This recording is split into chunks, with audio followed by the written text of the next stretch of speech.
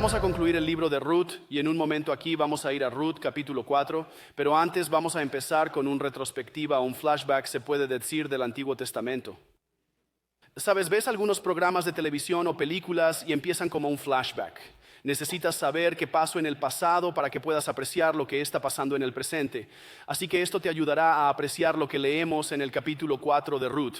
Vamos a hacer un flashback a Deuteronomio 25. Deuteronomio 25 tiene lugar alrededor de 1400 antes de Cristo, cuando se hablaba de estas cosas y Moisés estaba transmitiendo esta ley de Dios. Así que esta es una ley que habla sobre la costumbre del levirato que he mencionado en semanas anteriores, donde si un hombre moría sin hijos, era responsabilidad de su hermano casarse con su viuda y traer hijos a la familia para continuar con el apellido de ese hombre muerto, para que su legado no se perdiera y su nombre no fuera borrado. Así que Deuteronomio 25 lo vas a leer. Dice: si dos hermanos viven juntos y uno muere sin dejar hijos, su viuda no se casará fuera de la familia. El hermano del esposo la tomará y se casará con ella para cumplir con su deber de cuñado. El primer hijo que ella tenga llevará el nombre del hermano muerto para que su nombre no desaparezca de Israel. Si tal hombre no quiere casarse con la viuda de su hermano, ella recurrirá a los jefes a la entrada de la ciudad y dirá: mi cuñado no quiere mantener vivo en Israel el nombre de su hermano, se niega a cumplir conmigo su deber de cuñado. Entonces los jefes lo llamarán y le hablarán. Si persiste en decir: no quiero casarme con ella, la cuñada se acercará a él y en presencia de los jefes le quitará una de las sandalias, le escupirá en la cara. La Biblia es increíble, es una locura lo que hay aquí. Y dice: esto es lo que se hace con quien no quiere mantener viva la descendencia de su hermano. Y para siempre se conocerá en Israel a ese hombre y a su familia como los descalzos. Así que quiero explicar esto para que tengas una apreciación teológica más profunda de lo que se llamaba la costumbre levirato, que es lo que acabamos de leer. En realidad había un propósito para esto, no era solo una cosa cultural rara y estrafalaria. Hubo un propósito por el cual Dios estableció esto. Primero, era para preservar la línea familiar y el nombre. En el antiguo Israel, el nombre de un hombre y su linaje era fundamental para su identidad. Así que la costumbre del levirato aseguraba que el nombre de un hombre fallecido no fuera olvidado o borrado de la comunidad del pacto. Esto reflejaba el valor de la continuidad dentro del pueblo de Dios.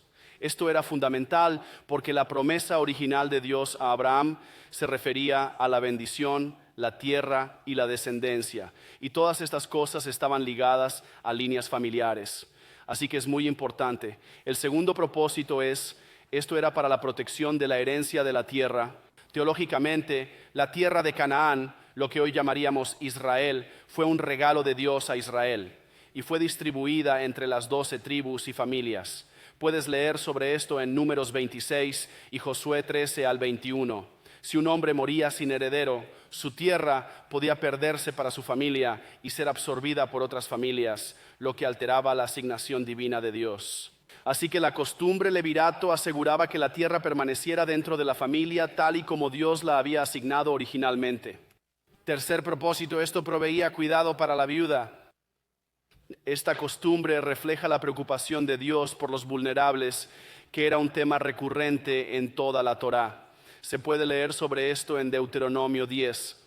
Pero las viudas sin hijos, especialmente sin hijos varones, corrían el riesgo de la pobreza y la marginación social. Así que al ordenar que un hermano se casara con la viuda de su hermano muerto, la ley proporcionaba seguridad económica y estatus social a la viuda, lo que es coherente con la norma de justicia de Dios y su compasión por los más pequeños, como los describe Jesús, personas que no tenían mucho poder o riqueza dentro de la comunidad.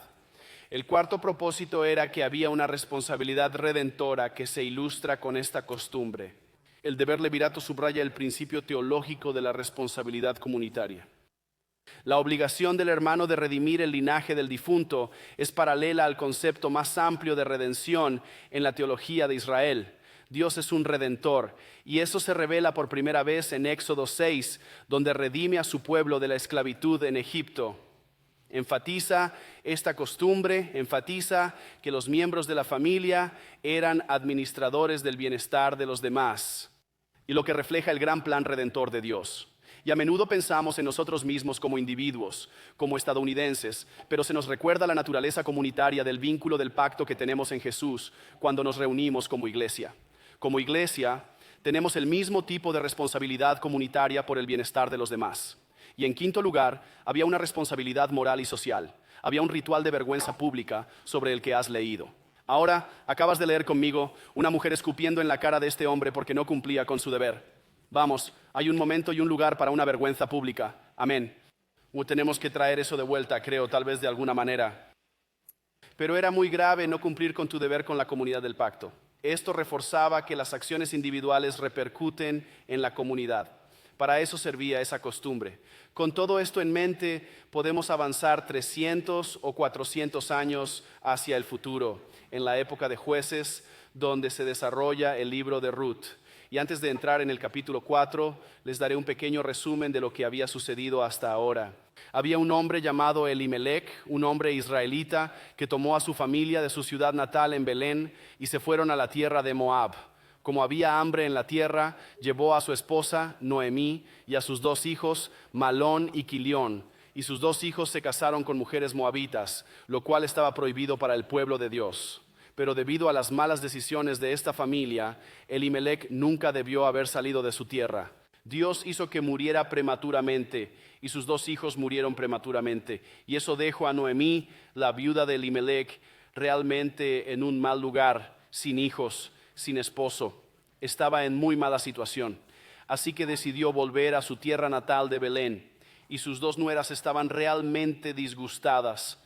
Pero una de las nueras volvió con su familia en Moab, pero la otra nuera, Ruth, le dijo: voy a ir contigo, tu pueblo será mi pueblo, tu Dios será mi Dios. Así que volvieron a Belén. Todo el mundo está como: oh Dios mío, Noemí está de vuelta, pero no tiene marido ni hijos. Ella y Ruth están realmente en una mala situación, realmente no tenían nada de qué vivir y eran vulnerables. Así que un día Ruth decide salir al campo a espigar y recoger algo de comida para que puedan comer y vivir. Y la Biblia dice que ella fue al campo de un hombre, Boaz, que era un buen hombre, y él se fijó en ella. Y así las chispas románticas probablemente estaban volando. Como cuando un chico se fija en una chica, es muy amable con ella. Ella está como: oh Dios mío, ¿por qué estás siendo tan amable conmigo? Y es porque a ella le gustaba, creo. Y Naomi, la suegra, es como: voy a ayudar a que esta relación suceda. Así que le dice a Ruth que vaya por la noche donde él va a estar y se acueste a su lado en la era. Y es como: haz lo que él te diga que hagas. Es un poco sospechoso, pero ella lo hace. Y gracias a Dios, Boaz es un buen hombre. Así que no se aprovecha de Ruth en ese momento y trata de salirse con la suya. Él es como: voy a hacer esto bien, voy a casarme contigo, pero hay un proceso por el que tengo que pasar. Hay algunas cosas que tengo que hacer primero porque otra persona es un pariente más cercano a ti. Así que antes de casarme contigo, tengo que ir a hablar con ese tipo que tiene preferencia por ti. Pero de cualquier manera, hija, vas a conseguir un marido. Así que ahí es donde lo dejamos.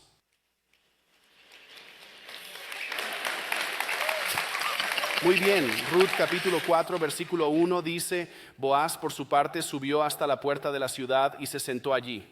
En eso pasó el pariente que él había mencionado, responsable de redimirlas. Ven acá, amigo mío, y siéntate, dijo Boaz. El hombre fue y se sentó. Entonces Boaz llamó a 10 de los jefes de la ciudad y les dijo: siéntense aquí. Y ellos se sentaron. Así que quiero que notes aquí lo que está diciendo en el lenguaje es: justo entonces, en otra traducción dice: he aquí. Es el mismo lenguaje que se usó cuando Ruth por casualidad fue a los campos de Boaz, cuando Boaz fue a la puerta del pueblo para ocuparse de los asuntos necesarios. La Biblia dice: sucedió que el hombre con el que necesitaba hablar pasó por allí en ese momento. Así que este es el primer principio que quiero resaltar para ti. y todavía se aplica a nuestras vidas hoy y nos ayudará a pensar apropiadamente acerca de nuestras vidas. Esto es lo primero, no hay coincidencias con Dios. Nada en tu vida sucede porque sí. Dios es soberano sobre cada detalle de tu vida y eso puede reconfortarte porque Dios está siguiendo cada pequeño detalle de tu vida. Eso significa que no tienes que estresarte por cada pequeño detalle de tu vida. Dios está cuidando de todo. Él sabe cuando un gorrión cae al suelo.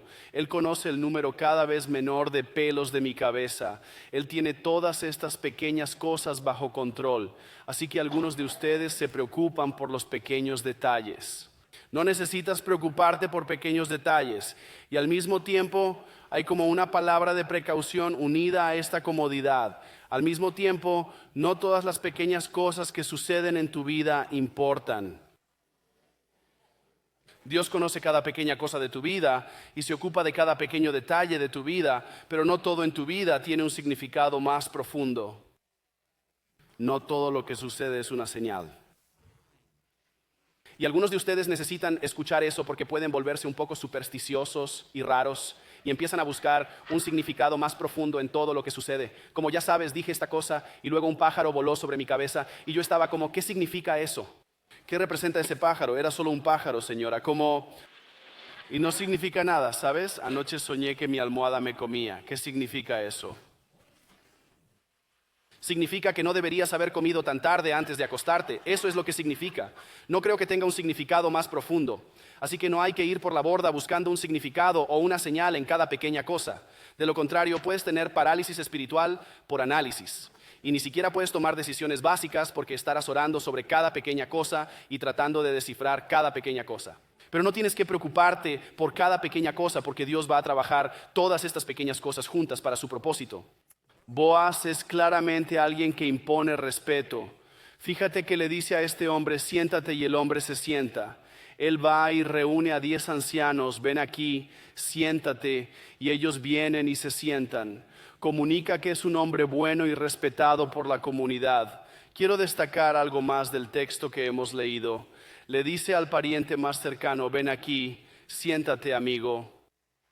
Y la palabra amigo es una traducción de una palabra hebrea que significa literalmente señor fulano. Es como si la Biblia nos estuviera comunicando que este tipo es fulano de tal. No nos dice su nombre y explícitamente quiere que entendamos que su nombre no importa. No sabemos su nombre porque no importa. Y la Biblia quiere que lo sepas. Así que por eso Boaz es como, ven aquí, el señor tal y tal, ven aquí. Y voy a explicar por qué es más en un momento aquí. Esto es lo que pasa, versículo 3. Boaz dijo al pariente redentor, ese es el señor tal y tal. Noemí, que ha regresado de la tierra de Moab, está vendiendo el terreno que perteneció a nuestro hermano Elimelech. Consideré que debía informarte del asunto y sugerirte que lo compres en presencia de estos testigos y de los jefes de mi pueblo. Si vas a comprar el terreno, hazlo. Pero si no lo vas a comprar, dímelo para que yo lo sepa. Porque ningún otro tiene el derecho de redimirlo, sino tú, y después de ti yo tengo ese derecho. Yo lo redimo, contestó. Ok, entonces Boaz agarra al tipo y le dice, ok, escucha, siéntate. Naomi está teniendo una gran venta. Todas las cosas se tienen que ir. Y están a punto de vender la tierra que pertenecía a nuestro pariente Elimelech. Probablemente no quiere venderla, pero tiene que venderla porque no puede trabajarla como mujer mayor y necesita el dinero que puede obtener de ella para vivir. Pero este pariente, el redentor de la familia, tuvo prioridad para comprar la tierra. Y esto es lo que tienes que entender. Comprar propiedad en el antiguo Israel no solo era una simple transacción, la propiedad era para siempre. Como hoy, dicen que un diamante es para siempre. En aquel entonces la propiedad era para siempre. Era tu legado, era tu herencia, era donde obtenías tus ingresos trabajando tu tierra o criando ganado en ella. Era lo que dejabas a tus hijos y a los hijos de tus hijos, así que no lo dejabas así nomás. No la vendías casualmente porque querías otro terreno con mejores vistas. Realmente estaba destinado a permanecer en la familia. Noemí no habría tenido más remedio que venderla porque era una viuda pobre y habría tenido que vivir del dinero. pero por eso necesitaba un redentor. Y es por eso que Dios estableció esta ley, esta costumbre, que debe haber un redentor que redima la propiedad por ella para mantenerla en la familia, Y así el redentor número 1, el señor tal y tal, el pariente más cercano, escucha que la tierra va a ser vendida y él dice: esto es grandioso, voy a comprar la tierra. Voy a añadir a mi cartera de bienes raíces. Puedo pasar a mis hijos, será nuestro para siempre. Esto es increíble, pero hay más en la historia, ¿no? Y vas a ver aquí, Boaz tiene un plan, es astuto en cómo prepara todo esto. El tipo es como: sí, quiero la tierra, qué genial. Y entonces Boaz le dice algo que no esperaba. Pero hay una trampa.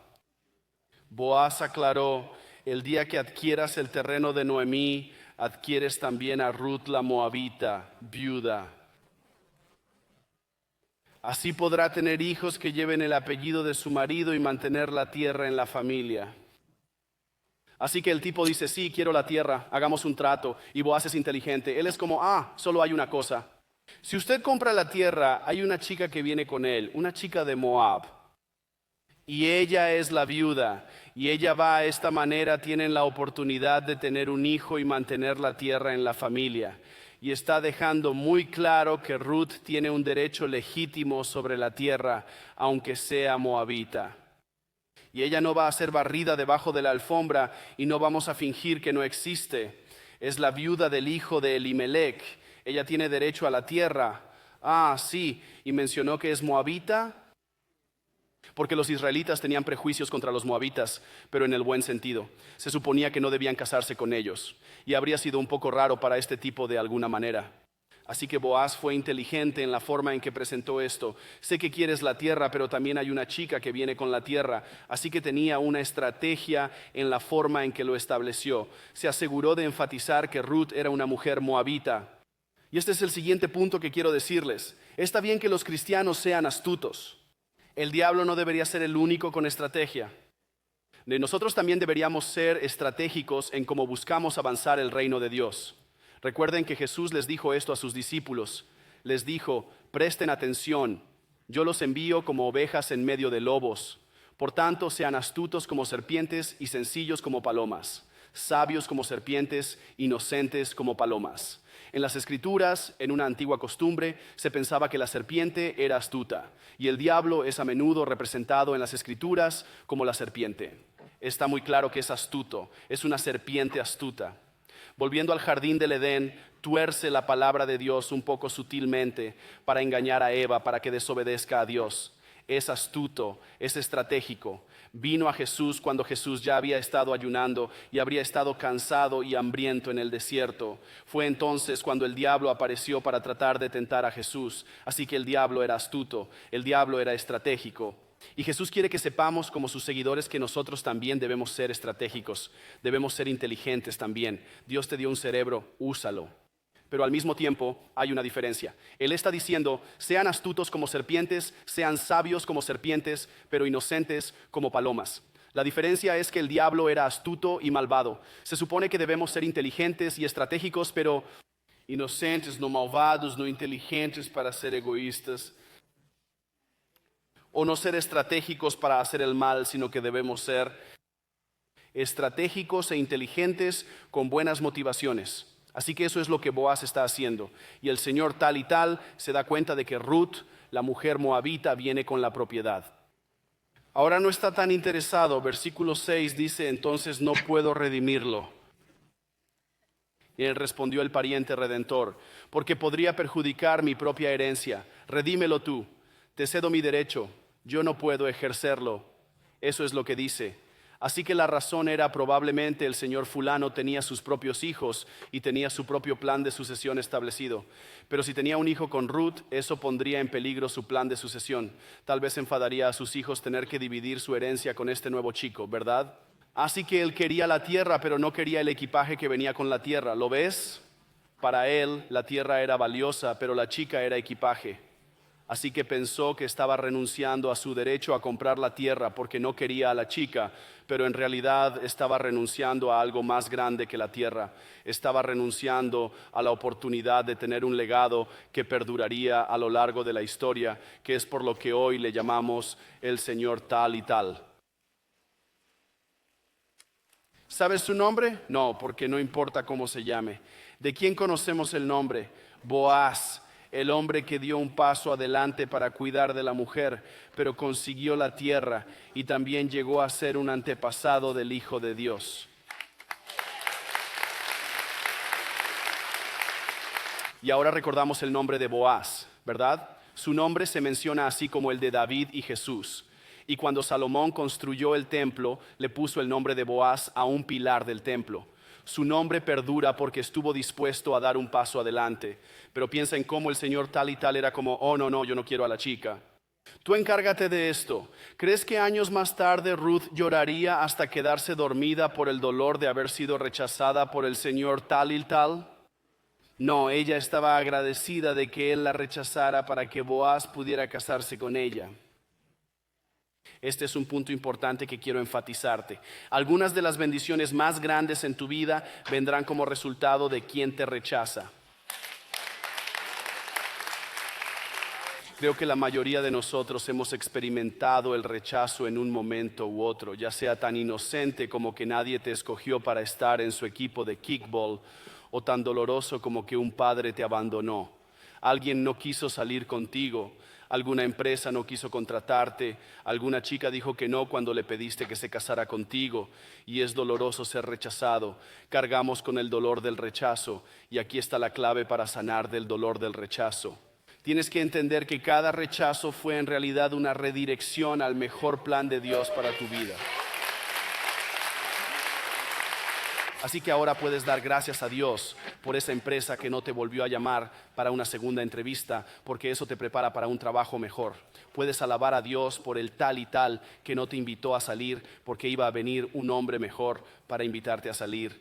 Puedes dar gracias a Dios por la chica que no quiso casarse contigo, porque eso te preparó para algo mejor. Eso es lo que me pasó a mí, en realidad. Me llevó a la esposa de mis sueños, ¿verdad? Todos los que salen de tu vida dejan un espacio para que Dios lo llene con alguien que será una bendición para ti, más allá de lo que podrías haber esperado o imaginado. Boaz entró, Ruth consiguió un hombre mejor porque este tipo no reconoció su valor. Así que el trato se hizo y vas a entender esto un poco mejor por nuestro flashback a Deuteronomio 25 con el que empezamos. El versículo 7 dice, en aquellos tiempos, para ratificar el rescate o el traspaso de una propiedad en Israel, una de las partes contratantes se quitaba la sandalia y se la daba a la otra. Así se acostumbraba a legalizar los contratos en Israel. Por eso el pariente redentor le dijo a Boaz, cómpralo tú, y se quitó la sandalia. Entonces Boaz proclamó ante los jefes y ante todo el pueblo, hoy son ustedes testigos de que le he comprado a Noemí toda la propiedad de Elimelec, Quilión y Mahlón. También he tomado como esposa a Ruth la Moabita, viuda de Mahlón, a fin de preservar el nombre del difunto con su heredad, para que su nombre no desaparezca de entre su familia ni de los registros del pueblo. Hoy son ustedes testigos. Así que pueden ver cómo la costumbre que leímos en Deuteronomio 25 había cambiado un poco con el tiempo y se había transformado como las costumbres tienden a hacerlo. Así que la gente todavía la observaba, pero nadie escupió en la cara de este hombre. Así que decidieron que tal vez no teníamos que hacer esa parte. Eso no es súper cool. Tal vez debería tener, no lo sé, pero Boaz hizo el trabajo. Cerró el trato y había un proceso que tenía que pasar y lo hizo. Recuerde, Ruth vino a él en la noche y se despertó y encontró a una mujer acostada a su lado. Él dice, ¿qué es esto? Y muchos hombres se habrían aprovechado de la situación y tal vez habrían tratado de salirse con la suya. Pero él estaba como, no puedo hacer esto. ¿Por qué? Creo que porque la valoraba. Estaba dispuesto a ser paciente y a seguir el proceso adecuado para hacer las cosas bien. Quiero animarte, no resientas el proceso. Hay un proceso en la vida por el que Dios te llevará muchas veces para prepararte para lo que realmente tiene para ti. Y entiendo que puede ser frustrante, pero muchas veces los procesos pueden ser lentos e irritantes y podemos estar tan molestos por los pasos que tenemos que dar y el tiempo que tenemos que esperar. Y muchas veces podemos resentir los procesos de la vida. La primera vez que adopté con mi esposa, tuvimos que pasar por el proceso de las agencias de adopción y tuvimos que asistir a clases para aprender a ser buenos padres. Y yo decía, yo enseño a la gente a ser buenos padres. Estaba frustrado por el proceso y teníamos que hacer todas estas inspecciones del hogar y todas estas cosas. Yo estaba como fuera de mi casa, lo odiaba, era frustrante este proceso.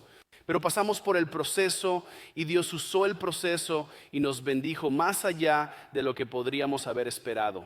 Nuestra hija es el regalo más grande que hemos recibido después de Jesús. Como muchos de ustedes han escuchado ahora, estamos pasando por este proceso de nuevo y esperamos adoptar de nuevo. Pueden orar por nosotros. Esperamos tener un niño, tal vez gemelos. Compre uno, llévese otro gratis. ¿Saben lo que digo? Y esta vez puedo apreciar cosas del proceso que no me di cuenta que eran beneficiosas la primera vez. Algunas de las cosas del proceso que me frustraron la primera vez, ahora me doy cuenta de que en realidad son una bendición. Así que no te resistas a esos procesos que Dios está usando para protegerte y bendecirte.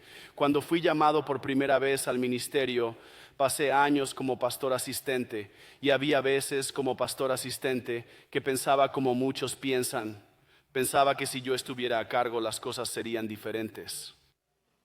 Y en cierto modo tenía razón, las cosas serían diferentes. Habría mucha más presión para la que no estaba preparado y que me habría aplastado porque no estaba preparado para llevarla. Y no me di cuenta de que hay un proceso que Dios utiliza para prepararte para una mayor responsabilidad.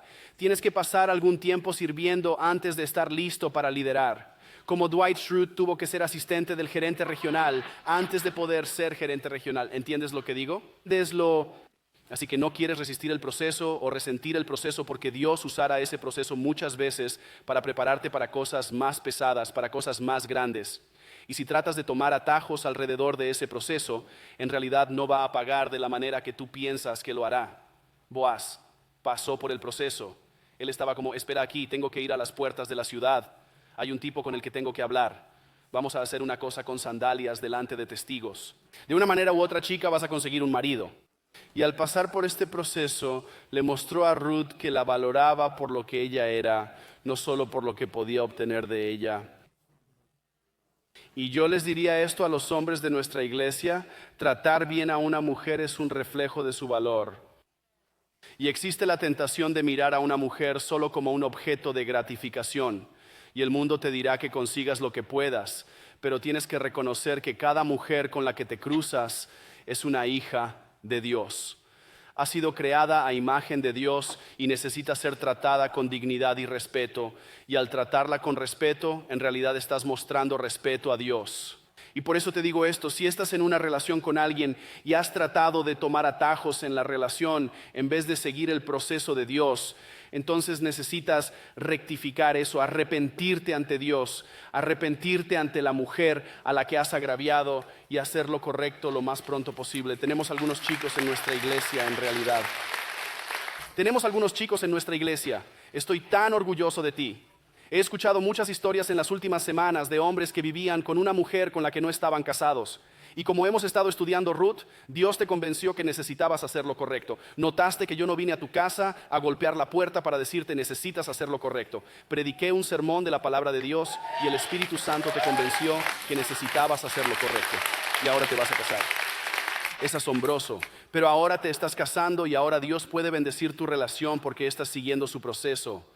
Así que el trato se lleva a cabo y Boaz cierra el trato.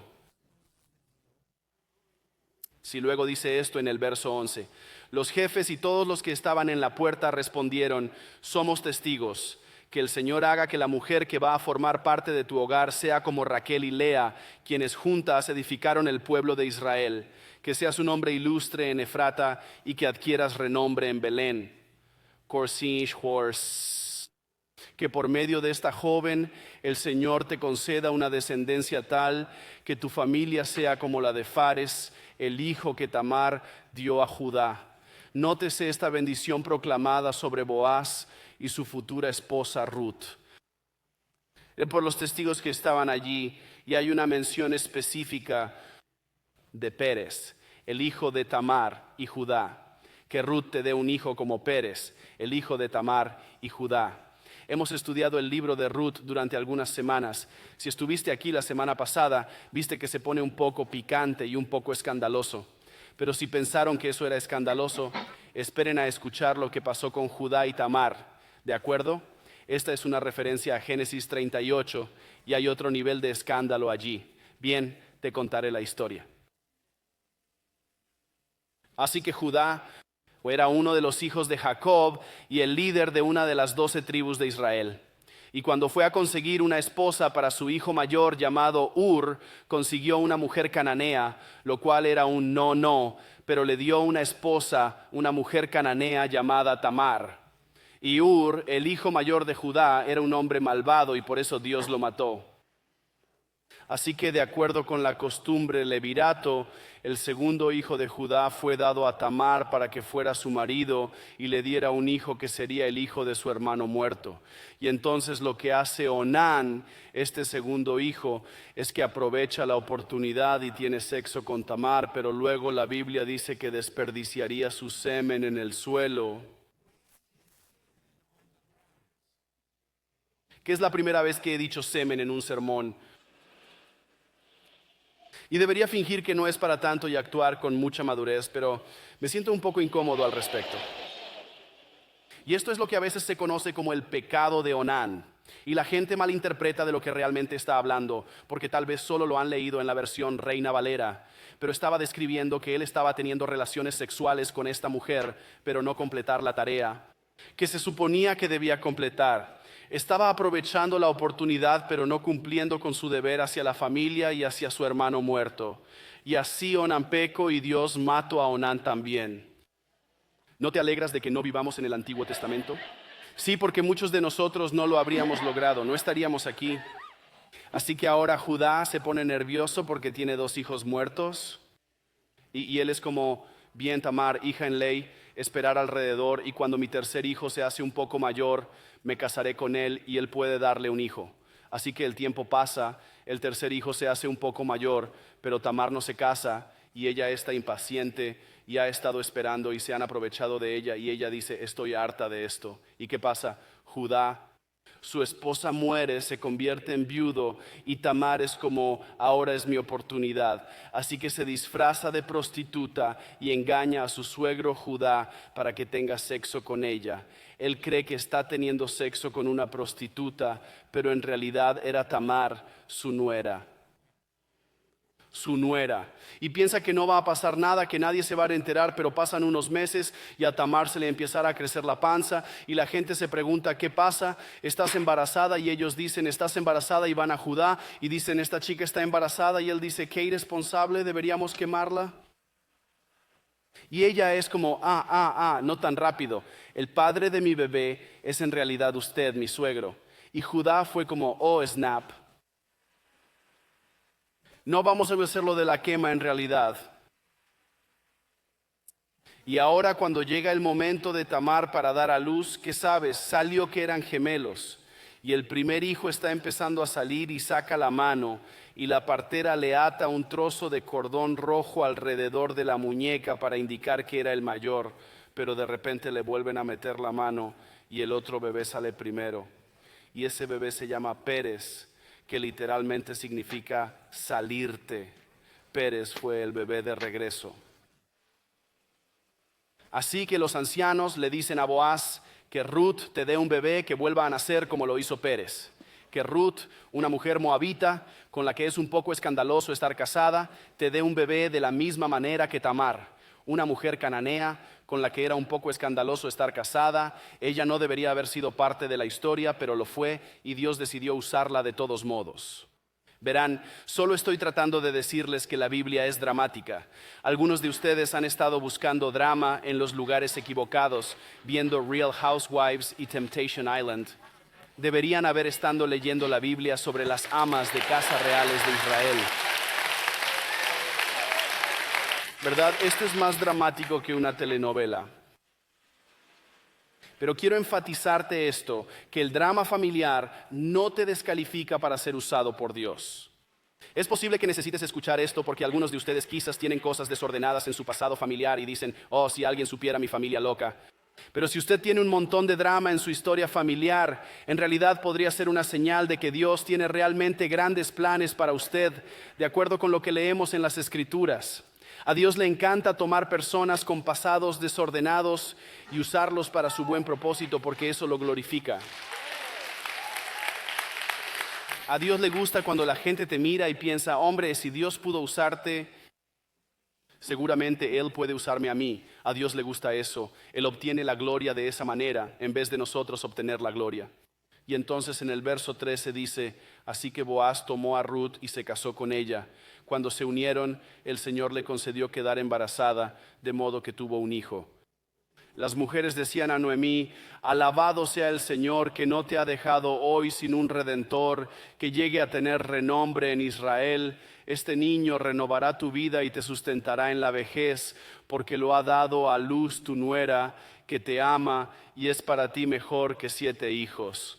Noemí tomó al niño, lo puso en su regazo y se encargó de criarlo. Las vecinas decían, Noemí ha tenido un hijo, y lo llamaron Obed. Este fue el padre de Isaí, padre de David.